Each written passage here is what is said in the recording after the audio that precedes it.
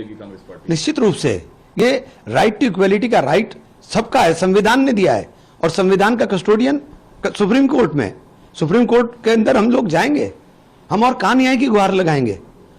हमारे पास क्या रास्ता है? क्या संख्या बल के आधार के ऊपर आप हमारे जीने का अधिकार छीन लेंगे?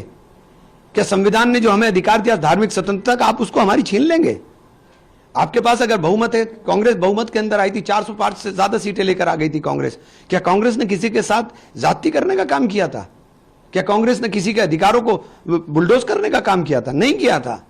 अगर आपके पास बहुमत है तो बहुमत का मतलब यह बिल्कुल नहीं होता है कि आप अल्पमत के लोगों को रौंदने का काम कर देंगे।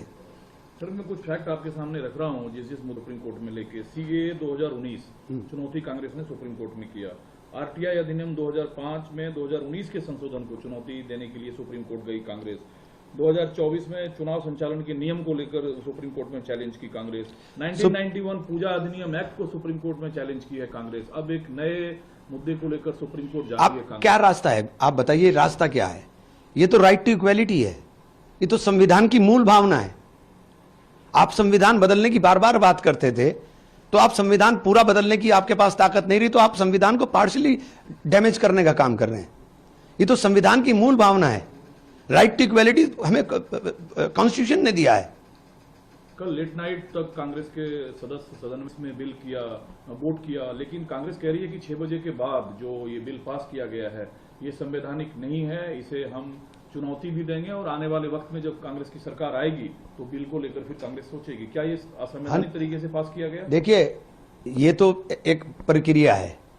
आप जो खराब कर रहे हो उसको ठीक करेंगे। बहुत सारी चीजें आपने खराब की हैं। नहीं, इसको खुलकर कहिए। बहुत सारी चीजें खराब की। मतलब क्या बिल को फिर आप लोग संशोधित करेंगे? हाँ, बिल्कुल करेंगे, बिल्कुल करेंगे। मैं खोल के कह रहा हूं कि क्यों नहीं करेंगे हम लोग। राइट टू इक्वलिटी को मेंटेन करना जिम्मेदारी है, और ये प्रत्येक नागरिक, प्रत्येक सरकार की जिम्मेदारी है कि वह देश के हर नागरिक के अधिकारों का संरक्षण करे। आप हमारे ऊपर बुलडोजर चला करके हमारे जीने का अधिकार या हमारी धार्मिक स्वतंत्रता कैसे छीन सकते हैं? बट सरकार तो होती है वेलफेयर के लिए। सरकार कह रही है कि हम तो, आप बताइए, आप वेलफेयर क्या कर रहे हैं? आपने जो हमारे इंस्टीट्यूशन थे उन्हें बर्बाद करना चाहते हो।